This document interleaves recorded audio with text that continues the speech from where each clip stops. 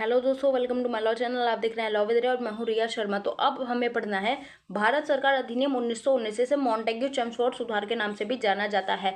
तो भारत सरकार अधिनियम 1919 पूछे या मॉन्टेग्यू चेम्सफोर्ड सुधार पूछे, कंफ्यूज होने की जरूरत नहीं है, दोनों एक ही चीज है। ठीक है। अब इस अधिनियम के अंदर क्या क्या प्रावधान थे, क्या क्या कमियां थी, ये अधिनियम किन कारणों की वजह से आया, यानी कि क्यों ये अधिनियम आया, इसके अंदर क्या प्रावधान थे, क्या व्यवस्था थी, सारी चीजें हम देखने वाले हैं। ठीक है। इसके सिवा कुछ 5-6 क्वेश्चन और बनते हैं अलग से, वो भी मैं आपको समझा देती हूँ कि किस तरह से क्वेश्चन बनते हैं और आप कैसे लिखने वाले हो। तो बेसिकली पहला क्वेश्चन बनता है कि भारत सरकार अधिनियम 1919 जो था, इसके अनुसार गवर्नर जनरल के क्या क्या अधिकार थे। जैसे कि पुलिस एक पोस्ट है, आईएएस ऑफिसर एक पोस्ट है, उसी तरह से गवर्नर जनरल एक पोस्ट थी उस टाइम पे। ठीक है। तो गवर्नर जनरल के क्या क्या अधिकार थे वो इन्होंने हमसे पूछा है। फिर ये हमसे पूछते हैं कि गवर्नर जनरल यानी कि जो वायसराय था वो तानाशाह था, यानी कि डिक्टेटर था। इस चीज को स्पष्ट करो। तानाशाह कौन होता है? तानाशाह वो पर्सन होता है जो अपनी मर्जी चलाता है, ना तो उसे जनता से कोई फर्क पड़ता है ना जनता की फीलिंग से। ठीक है। वो केवल अपना शासन चलाता है, अपनी मर्जी से सारे काम करता है। ठीक है। एक और बात बता दूं कि गवर्नर जनरल और वायसराय दोनों एक ही पर्सन है, दोनों में कुछ भी अलग नहीं है। जैसे कि आदमी, पुरुष, मेल एक ही चीज होती है, उसी तरह से गवर्नर जनरल और वायसराय दोनों एक ही चीज है, इनमें कोई अंतर नहीं है। ठीक है। तो पहला तो हमें ये बताना है कि गवर्नर जनरल के क्या क्या अधिकार थे, फिर हमें बताना है कि ये तानाशाह था, स्पष्ट करना है कि कैसे था। ठीक है। फिर हमसे पूछता है कि भारत सरकार अधिनियम 1919 के द्वारा स्वीकृत शासन क्या था, और सिद्धांत की दृष्टि से ये जो शासन था ये अस्वस्थ था, यानी कि एक तरह से बीमार था, कैसे था समझाओ। ठीक है। यानी कि कुल मिला के कमी पूछ रहा है इस अधिनियम की। ठीक है। एक क्वेश्चन बनता है कि भारत सरकार अधिनियम 1919 त्रुटिपूर्ण था, समझाइए। यानी कि इसमें कुछ ना कुछ त्रुटि थी, कुछ ना कुछ मिस्टेक थी। अब क्या मिस्टेक थी वो हम आगे पढ़ेंगे। ठीक है। फिर क्वेश्चन बनता है कि 1909 से लेके 1919 तक कौन कौन सी घटनाएं हुई जिनकी वजह से भारत सरकार अधिनियम 1919 आया, यानी कि कारण पूछ रहा है कि किन कारणों से भारत सरकार अधिनियम 1919 आया था। क्वेश्चन घुमा के दिया है, लेकिन इसका मतलब यही है कि 1909 से लेके 1919 तक क्या क्या हुआ जिसकी वजह से ये अधिनियम लाया गया था। एक क्वेश्चन बनता है कि इस अधिनियम के अंदर गृह सरकार बनाई गई थी, तो वो गृह सरकार क्या थी, उसका गठन कैसे हुआ और उसके कर्तव्य को बताओ। ठीक है। तो गृह सरकार के बारे में भी हम पढ़ेंगे, साथ ही द्वैध शासन के बारे में भी हम इसमें पढ़ने वाले हैं। कंप्लीट लेक्चर होगा, सारे डाउट आपके क्लियर होंगे, बस ध्यान से सुनते हुए चलना।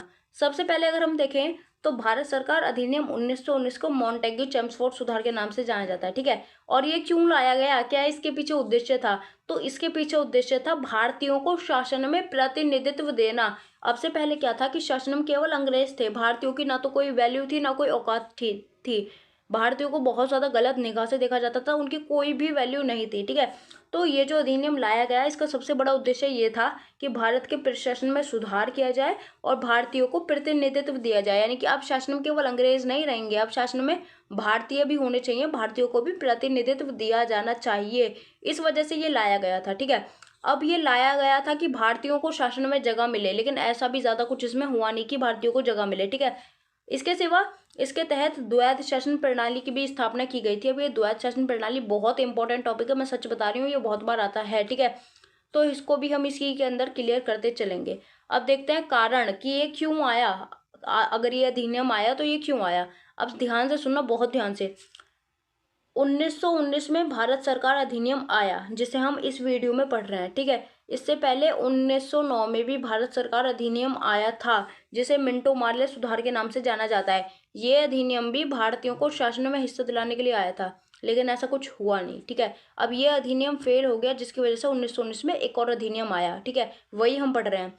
तो बेसिकली इस अधिनियम के आने के पीछे के कारण जो है वो, पहला कारण यही है कि 1909 वाला अधिनियम फेल हो गया था।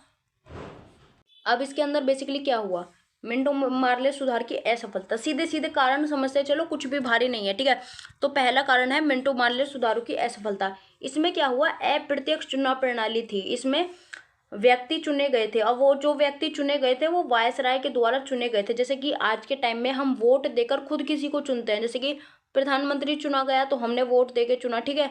कोई मुख्यमंत्री चुना गया तो हमने उसे वोट देके चुना। ठीक है। लेकिन उस टाइम पे ऐसा नहीं था, उस टाइम पे इनडायरेक्ट चुनाव प्रणाली यानी कि अप्रत्यक्ष चुनाव प्रणाली चल रही थी, यानी कि इंसान नहीं चुनते थे कि हमारे प्रतिनिधि कौन होगा, वायसराय चुनता था। तो लोगों को इस चीज से गुस्सा था कि सारे जितने भी मतलब बड़ी बड़ी पोस्ट हैं उनके लिए वायसराय ही चुन रहा है, मतलब चुनाव नहीं होते थे, इनडायरेक्टली चुनाव होते थे, वायसराय चुनता था, लोगों को मौका नहीं दिया जाता था। इसके सिवा महिलाओं को मतदान से वंचित रखा गया, यानी कि महिलाएं जो थी वो वोटिंग ही नहीं कर सकते थे, उन्हें वोट देने का अधिकार नहीं था, इस वजह से भी गुस्सा था।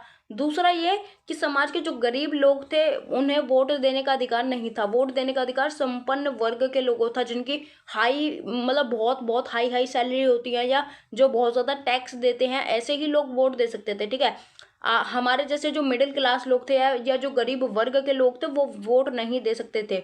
तो इसकी वजह से गरीबों को राजनीतिक प्रक्रिया से बाहर रखा गया, राजनीति में केवल संपन्न वर्ग यानी कि अमीर ही आदमी थे।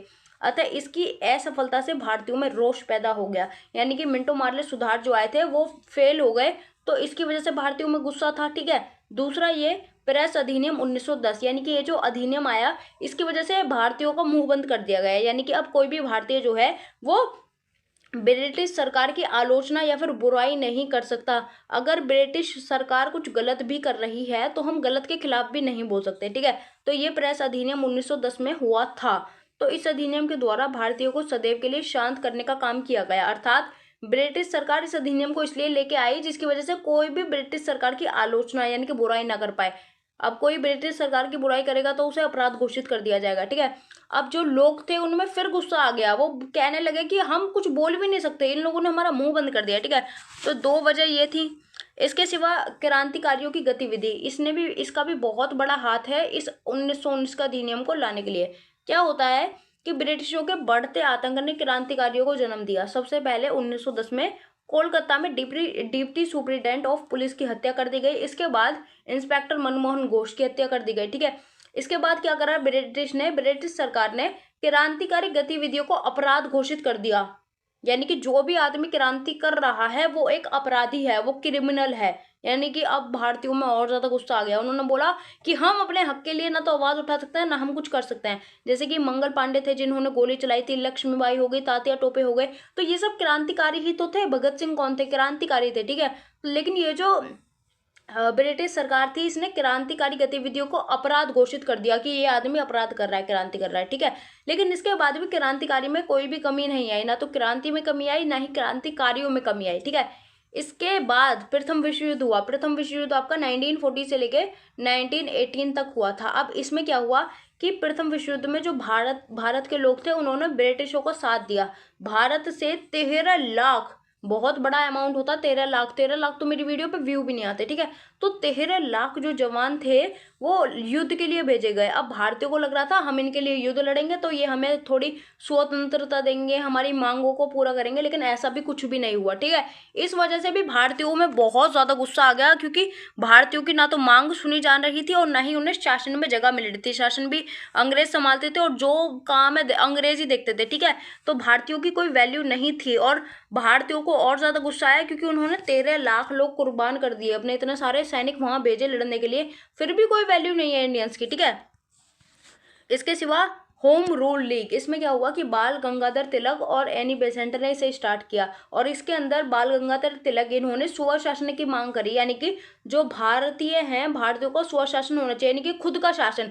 अब हमारे ऊपर अंग्रेज शासन नहीं करेंगे, हमारा खुद का शासन होगा। ठीक है, तो इस आंदोलन से भारतीयों में स्वशासन की मांग जागी, यानी कि भारतीयों ने सोचा यार देश तो हमारा है, हम शासन करेंगे ना, ये अंग्रेज यहाँ पे क्या कर रहे हैं। ठीक है, तो बहुत ज्यादा उस टाइम पे मतलब लोगों की मानसिकता थोड़ी ठीक हो रही थी, लोग आंदोलन में लग रहे थे। इसके सिवा महात्मा गांधी का अभ्युदय हुआ, यानी कि महात्मा गांधी ने भी स्वराज की मांग यानी कि सत्याग्रह शुरू कर दिया और स्वराज की जो मांग थी वो तेजी से बढ़ने लगी। लोग बहुत ज्यादा कहने लगे कि हमें हमारा देश चाहिए, स्वशासन चाहिए। इसके बाद क्या होता है कि मॉन्टेग्यू यानी कि जो राज्य सचिव थे, राज्य सचिव वो पर्सन है जो ब्रिटेन में रह के भारत का शासन चलाता है। ठीक है, इसकी हेल्प के लिए भारत सचिव नाम की एक टीम भी होती है। ठीक है, अब सुनो, अतः मॉन्टेग्यू यानी कि राज्य सचिव ने ब्रिटिश सरकार के इरादे को स्पष्ट किया और घोषणा करी कि वे भारतीयों को स्वशासन प्रदान करना चाहते हैं।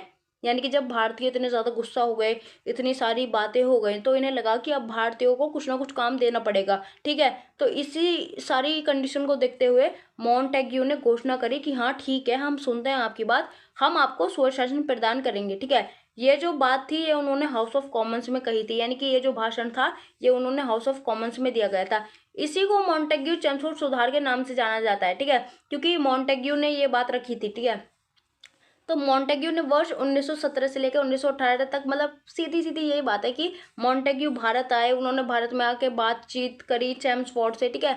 तो इन सब चीज़ों को देखते देखते ही आपका ये भारत सरकार अधिनियम 1919 आया था। चाहो तो आप इसे पढ़ लेना, कुछ नहीं है इसमें ऐसा, ठीक है। अब हमने यहाँ पे देख लिया कि भारत सरकार अधिनियम आ गया, किस किस कारणों की वजह से आया, तो इतने सारे कारण थे। प्रथम विश्व युद्ध, क्रांतिकारियों की गतिविधि, मिंटो मार्ले सुधार, प्रेस अधिनियम, इन सब की वजह से वो आ गया। अब आ तो गया, अब इसके अंदर प्रावधान क्या क्या है, यानी कि 1919 का अधिनियम आया, इस अधिनियम के अंदर क्या क्या बातें हैं। अब ये जो बातें हैं ये आपको बहुत ज़्यादा ध्यान से सुननी पड़ेंगी, क्योंकि ये हलवा नहीं है, ठीक है। ये बहुत ज़्यादा आसान नहीं है, ये थोड़ा डिफिकल्ट है, ध्यान से सुनना, ठीक है। सबसे पहले कार्यकारी परिषद में परिवर्तन, यानी कि सेंट्रल एग्जीक्यूटिव जो था उसमें चेंज कर दिया। क्या चेंज कर दिया कि गवर्नर जनरल यानी कि वायसराय को मुख्य कार्यकारी अधिकारी बना दिया, ठीक है। और गवर्नर जनरल की काउंसिल में 8 मेंबर होते थे, ठीक है। लेकिन 8 में से 3 भारतीय होंगे, यानी कि सीधा सीधा पहला सुधार, बहुत आसान सुधार है। पहला प्रावधान ये था कि गवर्नर जनरल जो है उसकी टीम में 8 मेंबर होते हैं, यानी कि उसकी जो काउंसिल है उसमें 8 सदस्य होते हैं और 8 में से 3 भारत के लोग होंगे। पहला सबसे बड़ा सुधार, ठीक है। उसके साथ ही गवर्नर जनरल यानी कि वायसराय को कुछ अधिकार दिए गए, जैसे कि वायसराय अध्यादेश जारी कर सकता था। अब अध्यादेश का क्या मतलब है? अध्यादेश एक कानूनी आदेश होता है जिसे राष्ट्रपति राज्यपाल आपातकाल यानी कि इमरजेंसी में लागू कर सकता है। साथ ही विधानमंडल द्वारा अस्वीकृत विधेयक को प्रमाणित भी कर सकते थे और उन्हें सदन को बुलाने और भंग करने का अधिकार था। यानी कि पहला अधिकार था गवर्नर जनरल को अध्यादेश जारी करने का, यानी कि कोई भी कानून बनाने का या फिर इमरजेंसी की कंडीशन में कोई भी डिसीजन लेने का, ठीक है। पहला अधिकार तो ये था। साथ ही दूसरा अधिकार था विधानमंडल के द्वारा अस्वीकृत विधेयक को प्रमाणित करने का, यानी कि अगर विधानमंडल ने किसी विधेयक यानी कि किसी बिल को अस्वीकार कर दिया है, किसी बिल को रिजेक्ट कर दिया है, तो अगर गवर्नर जनरल चाहे तो उसे प्रमाणित कर सकता है, यानी कि उसे सही ठहरा सकता है, ठीक है। और गवर्नर जनरल को यह भी अधिकार था कि वो सदन को बुला सकता है और सदन को कभी भी भंग कर सकता है, ठीक है। तो ये अधिकार गवर्नर जनरल को दिए गए थे, ठीक है। अब इस टाइम पे प्रशासन के लिए 2 सूचियां तैयार की गई, ठीक है। हम बात कर रहे हैं भारत सरकार अधिनियम 1919 के प्रावधान की, ठीक है। तो इसके अंदर इन्होंने 2 सूची पारित करी, ठीक है। एक थी केंद्र की सूची और एक थी प्रांत की सूची, ठीक है। इसे आप द्वैत शासन की तरह भी समझ सकते हो, आगे आपको समझ में आएगा। तो सबसे पहले क्या करा कि राष्ट्रीय महत्व के मामले या फिर एक से ज्यादा प्रांतों से संबंधित जो मामले थे वो केंद्रीय स्तर पर नियंत्रित किए जाते थे।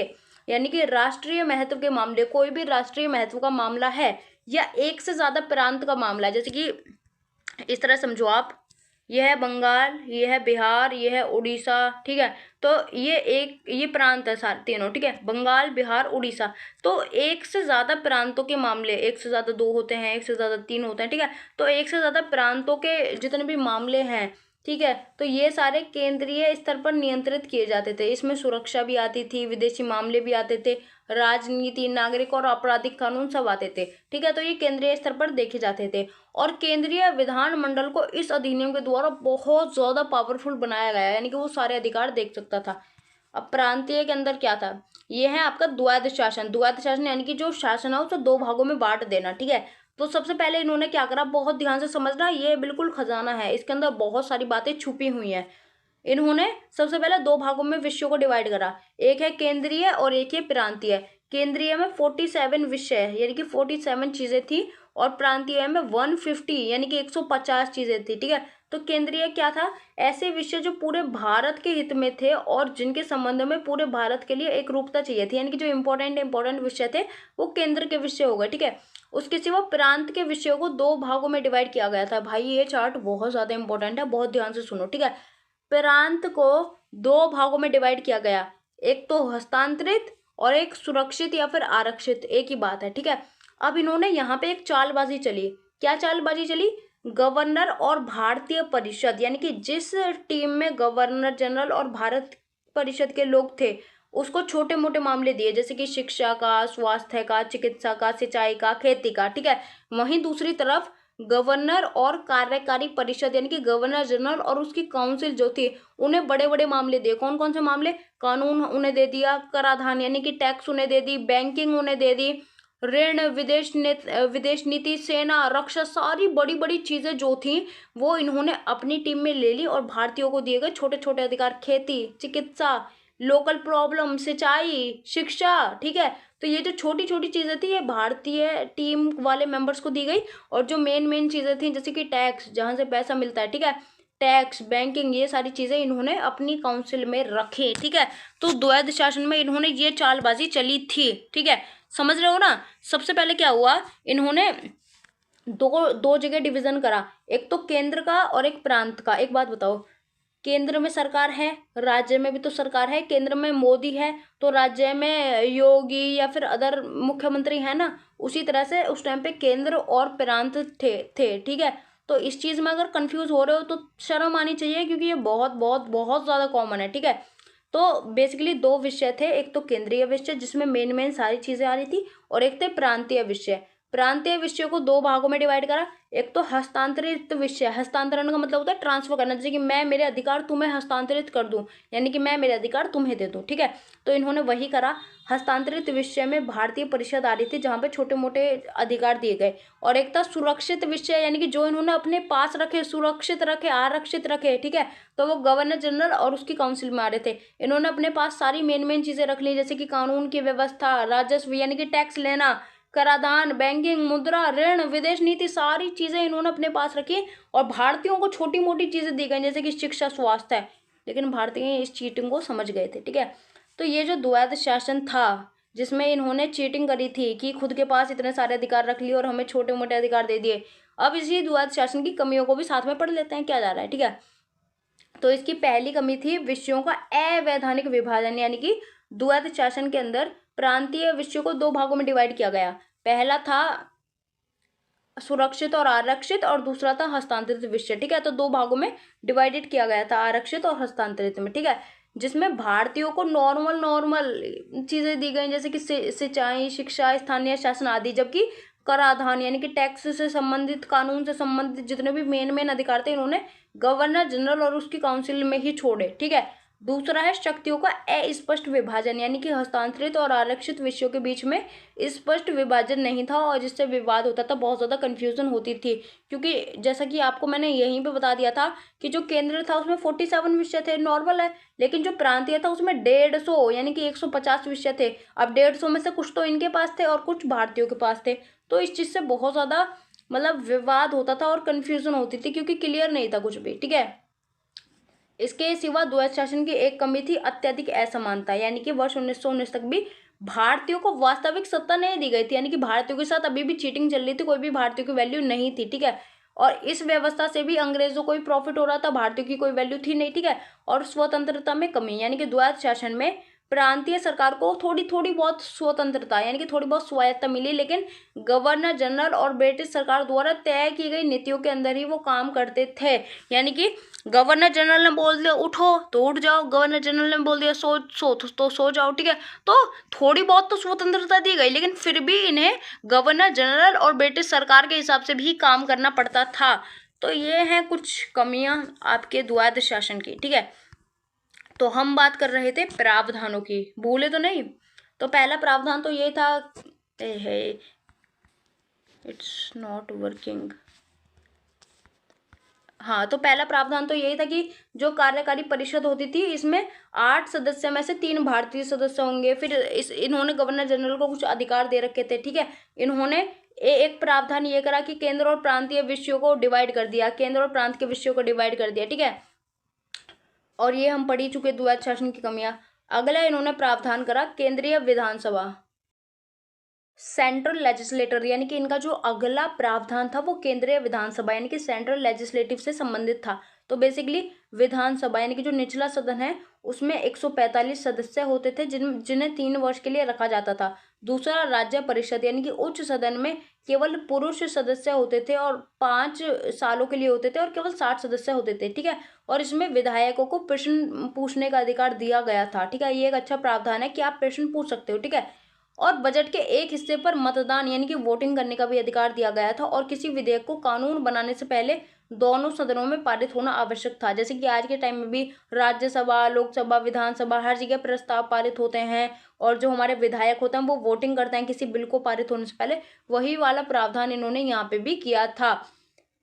अब देखते हैं गवर्नर जनरल यानी कि वायसराय को। तो किसी भी विधेयक को कानून बनने के पहले गवर्नर जनरल की परमिशन लेनी पड़ती थी।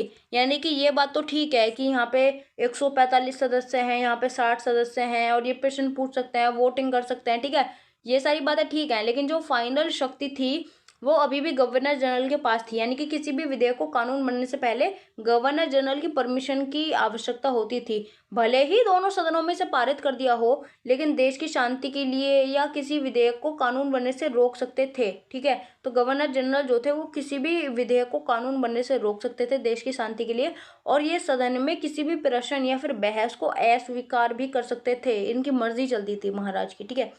इसके सिवा केंद्रीय विधानमंडल की शक्तियां, इसमें क्या था कि प्रांतीय स्तर पर असीमित नियंत्रण प्राप्त था, ठीक है, और पूरे देश पर कानून बनाने का भी अधिकार केंद्रीय विधानमंडल को मिला हुआ था। यानी कि प्रांतीय स्तर पर भी इनका अधिकार था और पूरे भारत पर कानून बनाने का भी इनका अधिकार था, चाहे वो अधिकारी हो या सामान्य लोग, ठीक है। तो सब पे ये अधिकार जमा के रखते थे, केंद्रीय विधानमंडल की ये शक्ति थी। अब देखते हैं केंद्रीय विधानमंडल पर क्या क्या प्रतिबंध थे। तो बेसिकली मौजूद कानून में संशोधन करने आदि के लिए गवर्नर जनरल यानी कि वायसराय की अनुमति आवश्यक थी। यानी कि केंद्रीय विधानमंडल पर यह प्रतिबंध था कि वो खुद से अपनी मर्जी चलाकर कोई काम नहीं कर सकता था इतना ज्यादा खुलकर। अगर किसी भी कानून में संशोधन करना है या फिर कुछ भी करना है तो वायसराय की परमिशन लेनी ही पड़ेगी। साथ ही साथ भारत का विधानमंडल ब्रिटिश संसद द्वारा भारत के संबंध में पारित किसी कानून को नहीं बदल सकता था, ठीक है। यानी कि भारत का जो विधानमंडल था वो किसी भी कानून को नहीं बदल सकता था। कौन से कानून को नहीं बदल सकता था? जो ब्रिटिश संसद ने पारित किया हुआ हो, ठीक है। तो ये कुछ प्रावधान थे आपके भारत सरकार अधिनियम 1919 के, ठीक है। अब हमने प्रावधान तो समझ लिए। अब एक क्वेश्चन ये उठता है कि कौन वोट कर सकता था। यानी कि इस टाइम में मैंने आपको बताया कि इनडायरेक्टली वोट होती थी, यानी कि अप्रत्यक्ष तरीके से वोट होती थी। वायसराय चुनता था लेकिन फिर भी अमीर लोग वोट देते थे, ठीक है। तो वही समझते हैं कि कौन वोट दे सकता था उस टाइम पे। तो वो व्यक्ति जिसकी किराए की संपत्ति या कर योग्य आय 180 रुपये हो। 180 रुपये उस टाइम पे बहुत होते थे, ठीक है। तो वो व्यक्ति जिसके पास किराए की कोई संपत्ति हो, कोई किराए का साधन हो, या जिसकी कर योग्य आय 180 रुपये हो, ठीक है। और वो व्यक्ति जो 50 रुपये का भूमि टैक्स देता हो, या जिसकी इनकम टैक्स टाइप की जो आय है वो 2000 रुपये तक हो, ठीक है। और जिन्हें विधान परिषद में पहले का एक्सपीरियंस हो, या जिन्हें कुछ विशेष उपाधियां धारण हो। यानी कि जैसे जज होना एक विशेष उपाधि है, किसी स्कूल का प्रिंसिपल होना एक विशेष उपाधि है, ठीक है। तो जिस पर्सन ने विशेष उपाधि धारण कर ली हो तो ये सारे लोग वोट दे सकते थे। अब एक बड़ी चौंकाने वाली रिपोर्ट है, वो रिपोर्ट ये है कि उस टाइम पे 24 करोड़ में से केवल 15 लाख वोट हुई थी। यानी कि 24 करोड़ में से 1 करोड़ भी नहीं, 15 लाख, केवल 15 लाख वोट हुई थी। ये बात हमें ये समझा रही है कि उस टाइम पे वोट कितनी कम दी जाती थी। केवल कुछ जो अमीर लोग थे वो ही वोट देते थे और कोई वोट नहीं दे सकता था। बेसिकली ये था। अब इस अधिनियम के अंदर प्रांतीय सरकार में भी कुछ परिवर्तन किए गए। प्रांतीय सरकार में तो इसमें क्या था कि ब्रिटिश भारत में 15 प्रांत थे। तो इसमें 15 में से जो 3 प्रांत थे वो गवर्नर जनरल हैंडल करता था। कौन कौन से प्रांत? मद्रास, मुंबई और बंगाल गवर्नर जनरल देखता था, और 4 प्रांत लेफ्टिनेंट गवर्नर देखता था, और बाकी के जो 8 बचे उन्हें मुख्य आयुक्त यानी कि जो हाई कमिश्नर था वो देखता था, ठीक है। तो ये हो गए आपके टोटल 15, ठीक है। लेकिन 1919 के अधिनियम के द्वारा यूपी, पंजाब, बिहार, उड़ीसा, केंद्रीय प्रांत और असम को भी वायसराय यानी कि गवर्नर जनरल को सौंप दिया गया। पहले मैंने बताया ना, गवर्नर जनरल 3 प्रांत को देखता था, मद्रास, मुंबई और बंगाल को, लेकिन बाद में ये सारे प्रांत भी इसको सौंप दिए गए। तो ये था प्रांतीय सरकार में किया गया परिवर्तन।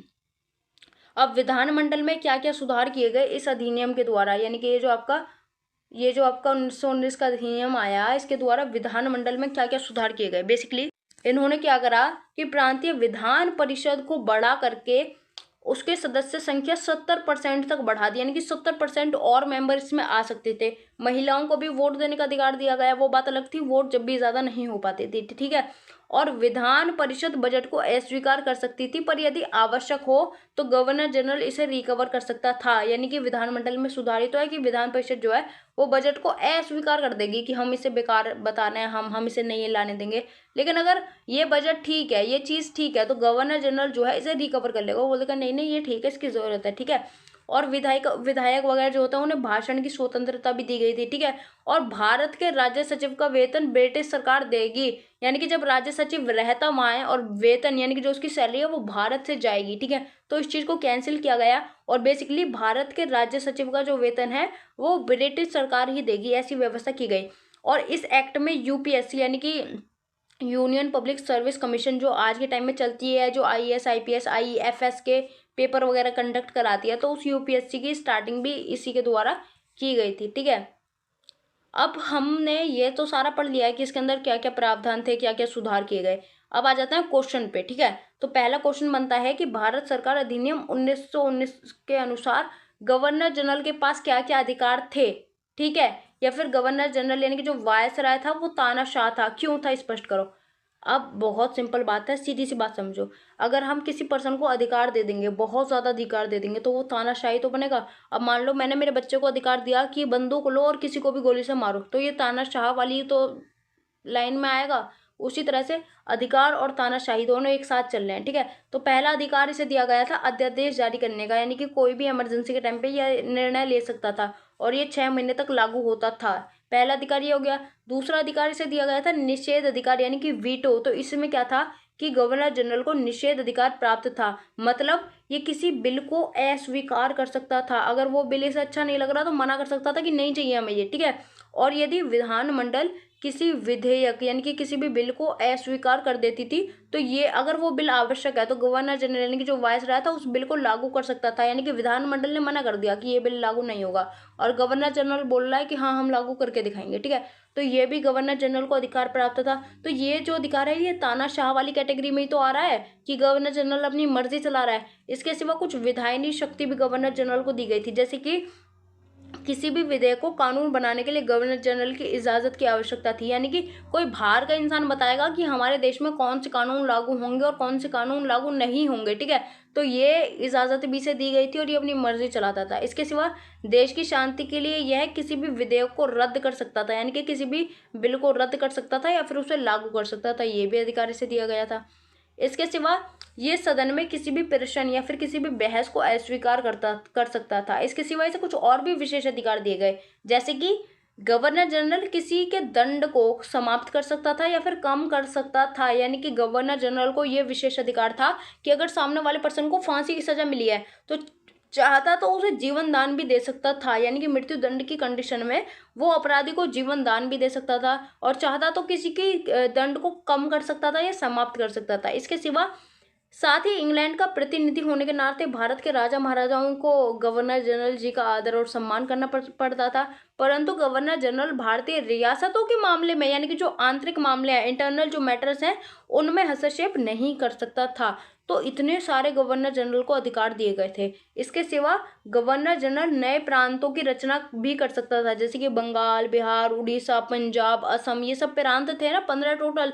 तो अगर वो चाहता है तो वो नए प्रांतों की रचना भी कर सकता था। इसके सिवा युद्ध की घोषणा कर सकता था, शांति की घोषणा भी कर सकता था और आपात स्थिति में उच्च न्यायालय यानी कि हाई कोर्ट के न्यायाधीश की नियुक्ति भी वो कर सकता था। और इंग्लैंड के सम्राट की तरफ से भारत में चाहे तो कोई भी प्रॉपर्टी खरीद सकता था, कोई भी प्रॉपर्टी बेच सकता था, चाहे तो ऋण देने का भी अधिकार रखता था।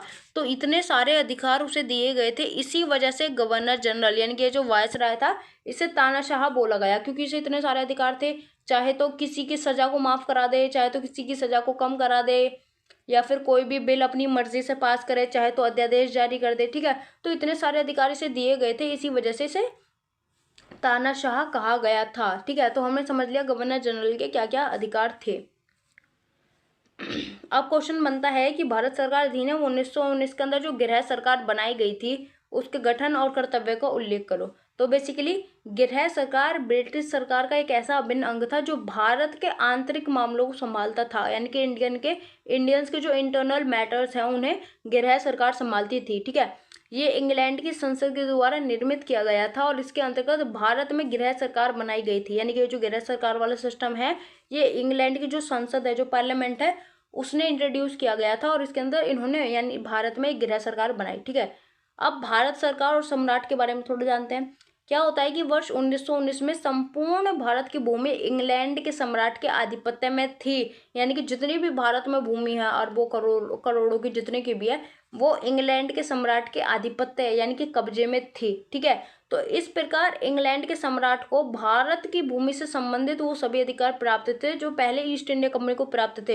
यानी कि वो चाहे यहाँ पे कुछ भी करे उसकी मर्जी, इंग्लैंड के सम्राट को यहाँ पे सारे अधिकार प्राप्त थे जो ईस्ट इंडिया कंपनी को प्राप्त थे 1858 से पहले, क्योंकि 1858 के बाद में तो सम्राट का शासन चलने लग गया था। ठीक है, इसके सिवा इंग्लैंड का सम्राट भारत का ही सम्राट था। क्यों? क्योंकि भैया भारत को जो सारे अधिकार प्राप्त हैं, भारत की भूमि पे जो चाहे करे, जैसे चाहे करे। ठीक है, तो इंग्लैंड का सम्राट इस तरह से भारत का ही सम्राट था और सम्राट की हैसियत से वो गवर्नर जनरल और उसकी काउंसिल के सदस्यों की नियुक्ति भी करता था। यानी कि ये जो गवर्नर जनरल थे ये भारत के व्यक्ति नहीं होते थे, इन्हें इंग्लैंड का जो सम्राट था वो ही चुनकर भेजता था भारत। ठीक है, और भारत के महाअधिवक्ता तथा उच्च न्यायालय के न्यायाधीश की नियुक्ति भी इंग्लैंड के सम्राट के द्वारा ही की जाती थी। महाअधिवक्ता यानी कि जो वकील वगैरह हुए या न्यायाधीश यानी कि जो जज हुए, उन सब की नियुक्ति ये ही करता था। इसके सिवा भारत का प्रशासन इंग्लैंड के सम्राट के द्वारा ही चलाया जाता था और भारत में पारित होने वाले विधेयक यानी जो भी बिल हैं, जो भी चीज़ें हैं, उन पर भी इन्हीं का अधिकार होता था। समझ रहे हो? और ये जो आपका गृह सरकार थी इसमें संसदीय नियंत्रण के बारे में आप पढ़ते हैं। ठीक है, तो बेसिकली क्या था कि इंग्लैंड की संवैधानिक सरकार संसदीय नियंत्रण के अनुसार कार्य करती थी। अतः इस अधिनियम के द्वारा ऐसी व्यवस्था की गई कि ब्रिटिश मंत्रिमंडल का एक मंत्री भारत के राजनीतिक गतिविधियों से जुड़ा रहेगा। यानी कि संसदीय नियंत्रण का सीधा सीधा मतलब है संसद का नियंत्रण होना, कंट्रोल होना। तो इन्होंने बोला कि ब्रिटिश मंत्रिमंडल का कोई एक मंत्री होगा जो भारत की राजनीतिक यानी कि पॉलिटिकल जो गतिविधि हैं उन सबसे जुड़ा रहेगा और उस मंत्री को इन्होंने भारत सचिव कहा। ठीक है, और इस भारत सचिव की हेल्प के लिए भारत परिषद नाम की एक टीम होती थी जो इसे सलाह देने का काम करती थी। यानी कि जो भारत सचिव है ये रहता इंग्लैंड था, यानी कि वहीं ब्रिटेन में रहता था, इसे ज़्यादा नॉलेज नहीं थी, तो इसकी हेल्प करने के लिए भारत परिषद नाम की एक काउंसिल भी होती थी। तो ये आपकी होम रूल यानी कि गृह सरकार के अंदर ही आती है। इसके सिवा भारतीय उच्च आयुक्त यानी कि हाई कमिश्नर की नियुक्ति भी इन्होंने की थी। ठीक है, तो वर्ष 1919 के भारत सरकार अधिनियम के द्वारा ही उच्च आयुक्त यानी कि हाई कमिश्नर की नियुक्ति भी की गई थी। ठीक है, और उच्च आयुक्त की नियुक्ति के बाद भारत सचिव के कुछ अधिकार और कुछ काम जो हैं वो उच्च आयुक्त को सौंपे गए थे। यानी कि अब जो भारत सचिव है वो ही सारी चीज़ें नहीं देखेगा, उसके कुछ अधिकार और कुछ कर्तव्य हाई कमिश्नर को भी सौंप दिए गए। ठीक है, और उच्च आयुक्त यानी कि हाई कमिश्नर से संबंधित जितने भी खर्चे होते थे वो भारत की सरकार ही उठाती थी।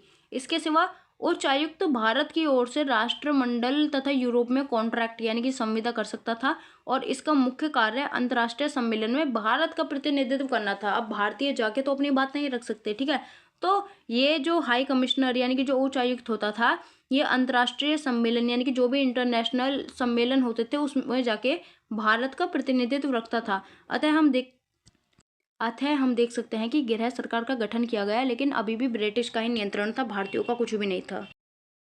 अगला क्वेश्चन बनता है कि भारत सरकार अधिनियम 1919 के द्वारा जो स्वीकृत द्वैत शासन था वो सैद्धांतिक दृष्टि से अस्वस्थ था यानी कि अनहेल्दी था। इस चीज़ को समझाइए कि उसमें क्या कमी थी कि वो अस्वस्थ था। अब ये वही है जो हम पहले देख चुके हैं। ये देखिए यहाँ पे भी हमने द्वैत शासन की कमियां देखी थी और यहाँ पे भी कमियों की बात हो रही है और यहाँ पे भी एक तरह से यही बात हो रही है कि ये अस्वस्थ कैसे था। तो इसके अस्वस्थ होने का पहला कारण था विषयों का अवैधानिक विभाजन। यानी कि द्वैत शासन के लिए प्रांतीय विषयों को दो भागों में डिवाइड किया था, आरक्षित और हस्तांतरित, जो मैंने आपको पहले भी बताया था। हस्तांतरित में उन्होंने क्या किया था कि जो विषय मंत्रियों यानी कि भारतीय मंत्रियों को हस्तांतरित किए गए थे उनके अंदर भारतीयों को बहुत ही कॉमन से विषय दिए गए थे, जैसे कि शिक्षा हो गई, स्वास्थ्य हो गया। ठीक है, जबकि आरक्षित या सुरक्षित विषय यानी कि जो उन्होंने खुद अपने पास रखे थे वो थे मेन, जैसे कि कराधान, राजस्व, बैंकिंग, सुरक्षा आदि। ठीक है, तो द्वैध शासन के लिए प्रांतीय विषयों को 2 भागों में डिवाइड किया गया था, जिसमें भारतीयों के साथ अन्याय करके भारतीय मंत्रियों वाले विषय में सिंचाई, शिक्षा जैसे नॉर्मल मामले दिए थे, जबकि कराधान, राजस्व जैसे जो मेन मामले थे वो गवर्नर जनरल यानी कि वायसराय और उसकी कार्यकारी परिषद में निहित थे। ठीक है, तो इसकी अस्वस्थता का पहला कारण तो ये हो गया। अगला है शक्तियों का अस्पष्ट विभाजन, यानी कि ये जो हस्तांतरित और आरक्षित वाले जो मामले थे, जो विषय थे, इनके बीच में स्पष्ट विभाजन नहीं था, यानी कि इसमें 150 टोटल मैटर थे और उनमें समझ में नहीं आता था कि किसको कौन सा देखना है। देखिए यहाँ मैंने आपको बताया था कि ये जो प्रांतीय विषय हैं, इनमें 150 विषय हैं। ठीक है, और ये प्रांतीय वाले ही हस्तांतरित और सुरक्षित में डिवाइड हैं। तो 150 ये विषय थे, इस वजह से कन्फ्यूज़न होती थी कि किसके हिस्से में क्या आएगा क्या नहीं आएगा। इस वजह से बहुत ज़्यादा कन्फ्यूज़न होती थी और विवाद यानी कि लड़ाई झगड़े होते थे। फिर है अत्यधिक असमानता, यानी कि भारतीयों के साथ असमानता हो रही थी। ये जो भारत सरकार अधिनियम 1919 लाया गया था, ये इसलिए लाया गया था कि भारतीयों को भी शासन में थोड़ी जगह मिले। ठीक है, लेकिन इसे लाने के बाद भी वास्तविक सत्ता जो है वो भारतीयों को नहीं दी गई थी। वास्तविक जो फ़ायदा, जो लाभ ले रहे थे वो ब्रिटिश साम्राज्य के लोग ही ले रहे थे, इंडियंस को कोई भी प्रॉफिट नहीं था। इसके सिवा स्वतंत्रता की कमी, यानी कि द्वैध शासन में प्रांतीय सरकार को थोड़ी सी स्वतंत्रता मिली थी, लेकिन जो फाइनल डिसीजन होते थे, जो नीतियाँ होती थी, वो गवर्नर जनरल ही बनाता था। अगला क्वेश्चन है कि भारत सरकार अधिनियम 1919 त्रुटिपूर्ण था, यानी कि इसमें कमियां थीं। कैसे त्रुटिपूर्ण था, कैसे कमियां थी, अब वो समझिए।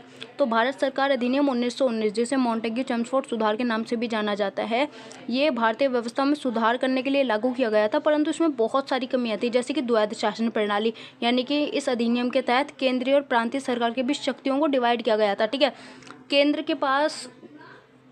के पास लगभग ऐसे ही थोड़े बहुत मैटर थे। हाँ, केंद्र के पास 47 मैटर थे, 47 विषय थे, जबकि प्रांतीय सरकार के पास 150 थे। ठीक है, तो इसमें केंद्र में और प्रांत में मामलों को डिवाइड किया गया था, और प्रांत में भी 2 जगह इन्हें डिवाइड किया गया था। ठीक है, तो पहली कमी तो इनकी यही